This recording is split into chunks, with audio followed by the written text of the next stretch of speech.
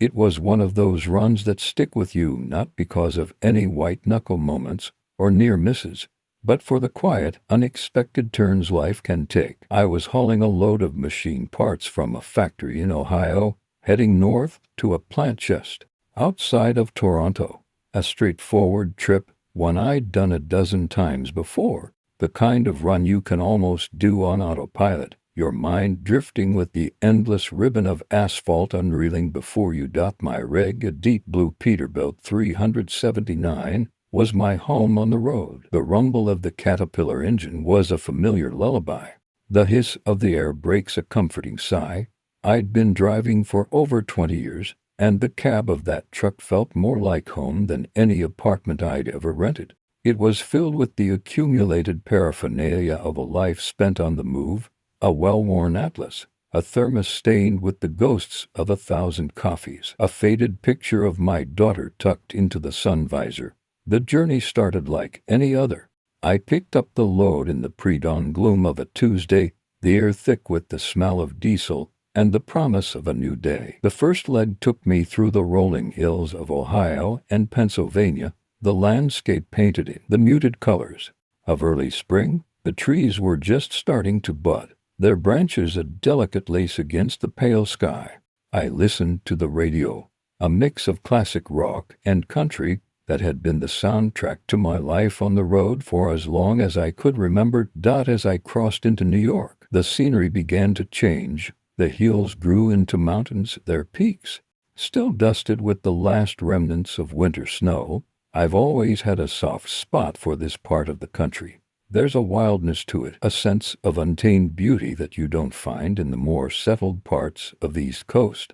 I passed through small towns with names like Eagle's Nest and Whispering Pines, their main streets lined with brick buildings that had stood for a century or more. By the time I reached the border crossing at Niagara Falls, it was late afternoon. The sky had cleared, and the sun was glinting off the mist rising from the falls. It's a sight that never gets old, no matter how many times you see it.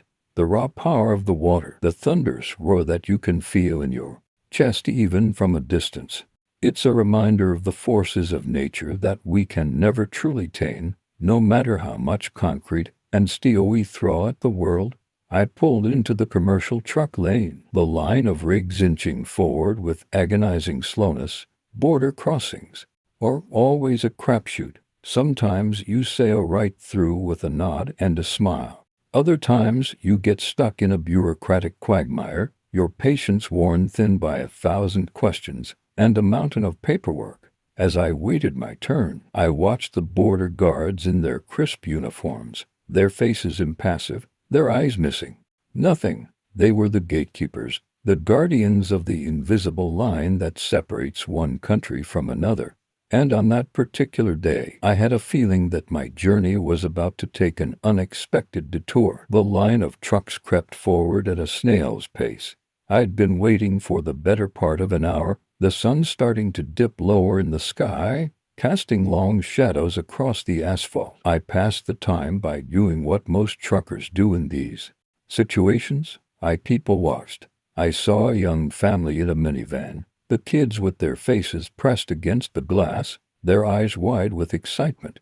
I saw a group of college students in a beat-up station wagon, their laughter carrying on the breeze. And then there were the other truckers, a silent fraternity of road warriors, each lost in their own thoughts, their faces etched with the lines of 1,000 miles. Finally, it was my turn. I pulled up to the booth, the massive front of my Peterbilt dwarfing the small structure. I killed the engine, the sudden silence almost deafening after hours of the constant rumble. A border guard emerged from the booth, a man in his late 40s, I guessed, with a neatly trimmed mustache and a pair of observant, intelligent eyes. He had a calm, unhurried demeanor, the kind of guy who had seen it all and wasn't easily rattled. "Afternoon," he said, his voice polite but firm. "Where are you headed?" "Toronto," I replied, handing him my paperwork through the window. "Got a load of machine parts for a plant up there." He took the documents and began to scan them, his eyes moving quickly and efficiently down the page. He asked me the usual questions: where I'd come from, how long I'd be in Canada if I had anything to declare. I answered him truthfully, my voice a practiced monotone. It was a dance I'd done 100 times before, a routine that was as familiar as the feel of the steering wheel in my hands. He seemed satisfied with my answers. But then he paused, his eyes lingering on one of the pages. "Everything seems to be in order," he said slowly, "but there's a small discrepancy with the weight of your load. The manifest says one thing, but our scales are showing something slightly different." I felt a familiar knot of frustration tighten in my stomach. A weight discrepancy. It could be anything. A clerical error, a problem with the scales at the factory, even a change in the humidity.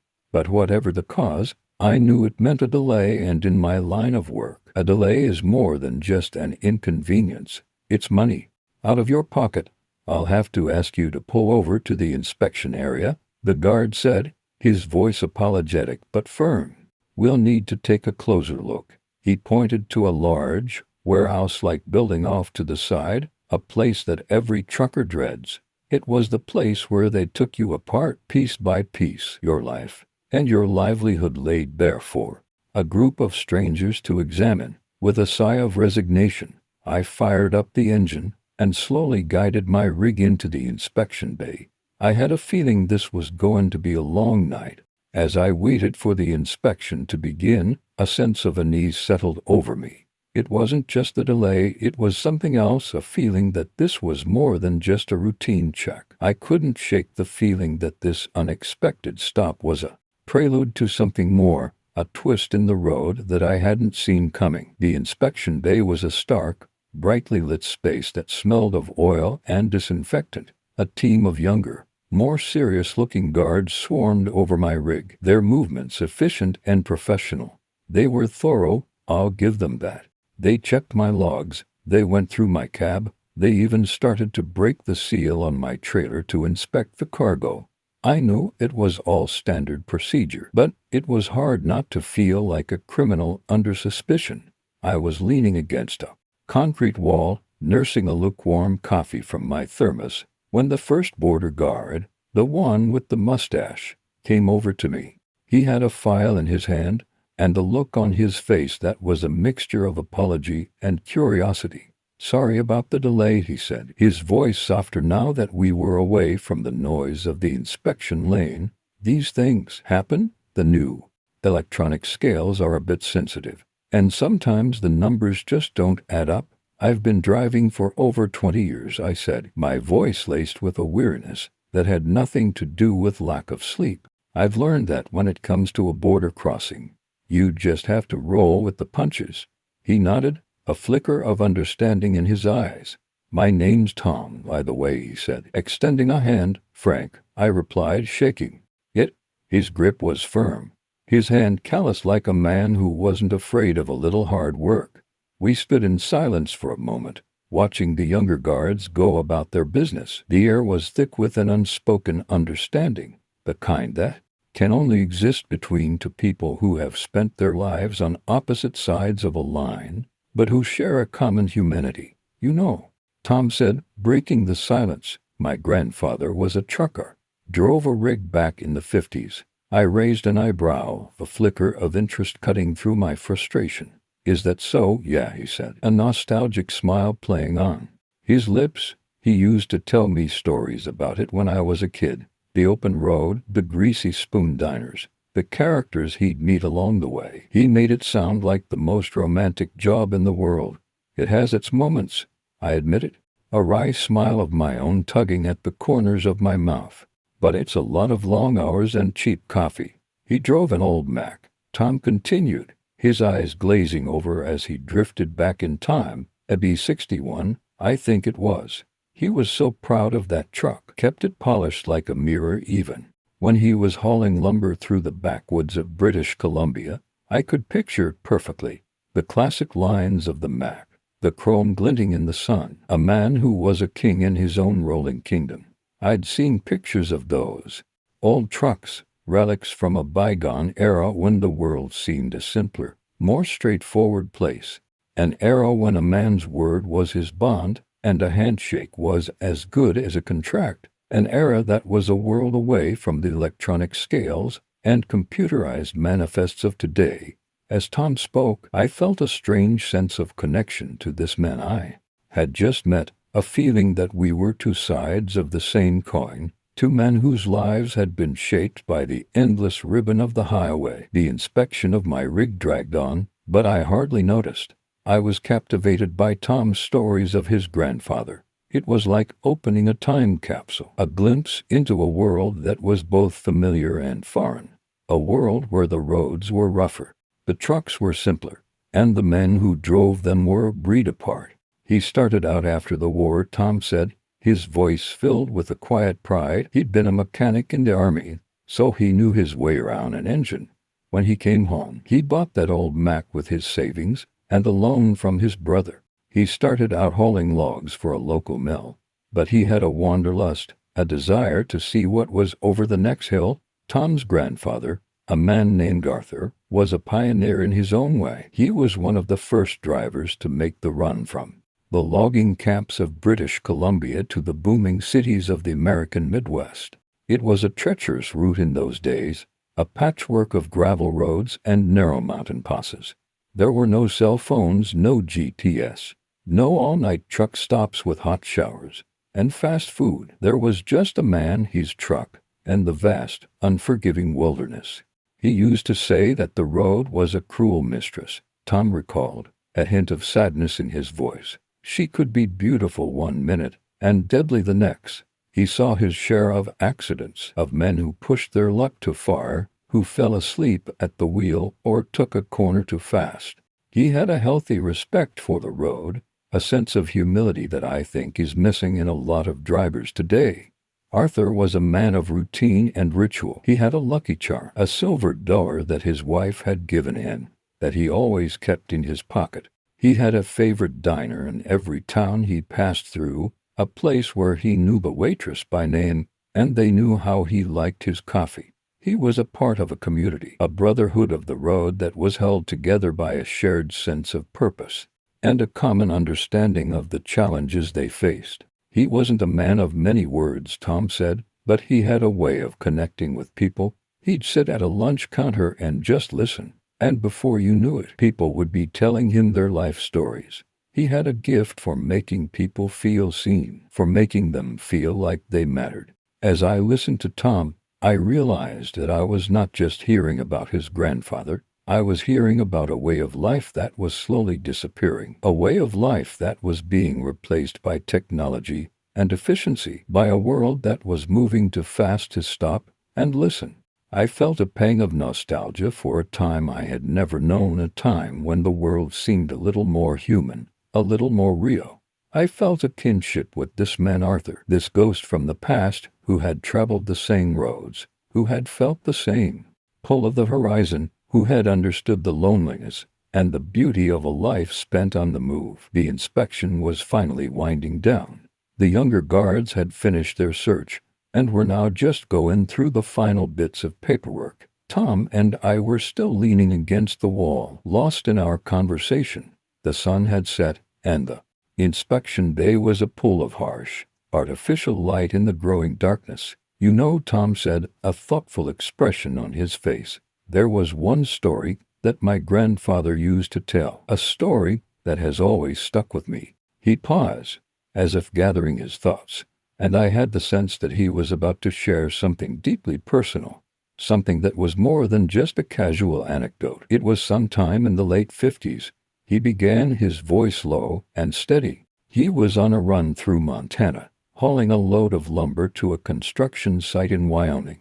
It was winter, and a blizzard had swept in, one of those storms that comes out of nowhere and turns the world into a sea of white. The roads were treacherous, the visibility almost zero. Arthur had been on the road for hours, his eyes straining to see through the swirling snow, his hands aching from gripping the steering wheel. He was in the middle of nowhere, miles from the nearest town, when he saw a pair of headlights in his rearview mirror. It was another truck, a smaller, independent rig, and it was clear that the driver was in trouble. The truck was fishtailing wildly, struggling to maintain its grip on the icy road. My grandfather pulled over, Tom continued, and the other truck managed to limp to a stop behind him. The driver was a young kid, probably not much older than I was when I first heard this story. He was scared, you could see it in his eyes. He'd lost his nerve, and he was ready to just give up, to wait out the storm on the side of the road. Arthur took the young driver under his wing. He calmed him down, gave him a hot coffee from his thermos, and shared a sandwich with him. He told him stories of his own close calls, of the times he had been scared and had wanted to quit. He didn't preach, he didn't lecture. He just talked to them, man to man, to strangers brought together by a shared predicament. And then, Tom said, a faint smile on his lips, my grandfather did something that the young driver never forgot. He reached into his pocket and pulled out his lucky silver dollar, the one his wife had given him. He pressed it into the young man's hand and said, you keep this, it's brought me luck, and now it will bring you luck. Just remember to pass it on to someone else who needs it more than you do. The act of kindness, the simple gesture of faith, was enough to give the young driver the courage he needed to go on. They drove in convoy through the rest of the storm, Arthur leading the way, his big Mack cutting a path through the snow. They made it to a truck stop just before dawn, exhausted but safe. They had a meal together, and then they went their separate ways, to ships passing in the night. The young driver tried to give the silver dollar back, but Arthur wouldn't take it. It's yours now, he said.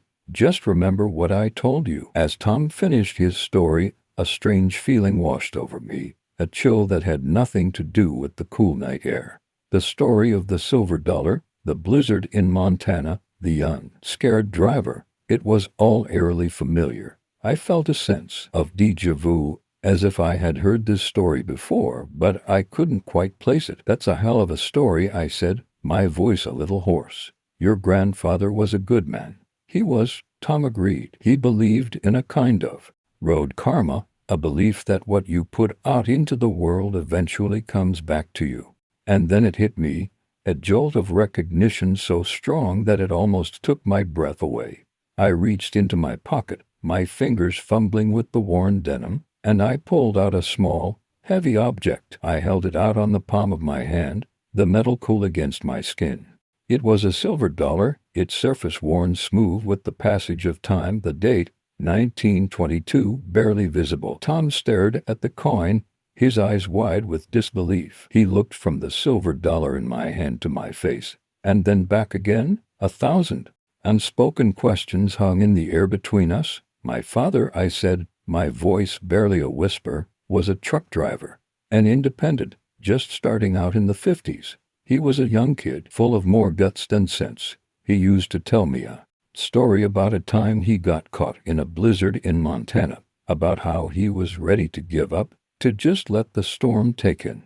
I paused, my throat thick with emotion. The story was a part of our family lore, a tale that had been passed down from father to son, a reminder of the kindness of strangers and the fragility of life. He told me about an older driver, I continued, a man in a big, beautiful Mack who pulled over and helped him, a man who gave him a hot coffee and a sandwich, who talked to him until he wasn't scared anymore.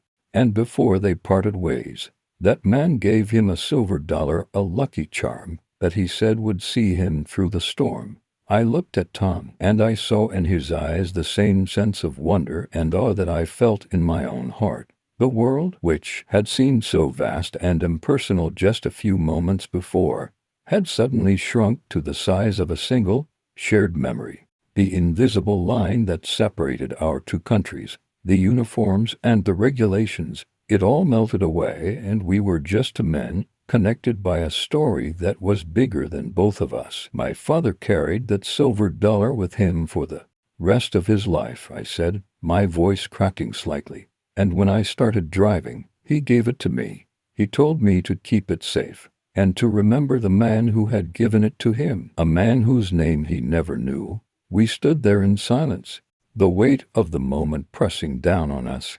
The universe, in its infinite and mysterious wisdom, had brought us together, to strangers in a brightly lit inspection bay, to close a circle that had been opened more than 60 years before. The world is a small place, I thought, but it's also a place of wonder, a place where the threads of our lives can intersect in the most unexpected and beautiful ways. The rest of the inspection was a blur. The younger guards, oblivious to the small miracle that had just occurred, finished their paperwork and gave me the all-clear. The weight discrepancy, it turned out, was a minor clerical error, a misplaced decimal point in a long string of numbers. It was nothing, a ghost in the machine. Tom walked with me as I went to get back in my rig. The awkwardness of our first encounter was gone, replaced by a comfortable silence, the kind that exists between old friends. He had told me his grandfather's name, Arthur, and I had told him my father's, Jack. We had filled in the missing pieces of a story that had been waiting for an ending for more than half a century. When I reached the door of my cab, I turned to him. "I don't know what to say," I said, the words feeling inadequate to express the emotions that were swirling inside me. "You don't have to say anything," he replied, a warm smile on his face. "I think our grandfathers have said it all." He was right. Their story, a story of kindness and compassion, had transcended time and had brought us together. It was a legacy that was more valuable than any inheritance, a reminder that the best parts of ourselves can live on in the lives of others. I climbed into my cab, the familiar scent of diesel and coffee welcoming me home. I fired up the engine, the big Caterpillar rumbling to life. As I prepared to pull out of the inspection bay, Tom raised a hand in farewell. I nodded back, a lump in my throat, as I drove away from the border crossing and into the darkness of the Canadian night. The lights of the bridge receding in my rearview mirror, I felt a profound sense of peace. The frustration and annoyance of the delay had been replaced by a feeling of gratitude, a sense that I had been a part of something special, something that I would carry with me for the rest of my days. The rest of the trip to Toronto was uneventful. The roads were clear, the traffic was light, and the city lights welcomed me with their familiar glow. But something inside me had changed. The road, which had always been a symbol of solitude and independence, now felt like a web of connections, a network of stories that stretched back through time. I thought about Arthur and Jack, two young men on a lonely road in a winter storm. I thought about the silver dollar, a small piece of metal that had become a symbol of hope and humanity. And I thought about Tom, a man I had met by chance, a man who had become a friend. I delivered my load, and then I turned my rig around and headed for home. But I knew that a part of me would always be on that stretch of road near the border, in that brightly lit inspection bay, where a simple conversation had turned into a moment of grace. I still carry the silver dollar with me. It's a reminder that we are all connected, that our lives are intertwined in ways that we can't always see. And sometimes, on a long, lonely night on the road, I take it out and hold it in my hand, and I feel the weight of its history, the warmth of its story, and I know that I am not alone. I am a part of a long line of truckers, a brotherhood of the road, and we are all just passing on the stories, 1 mile at a time.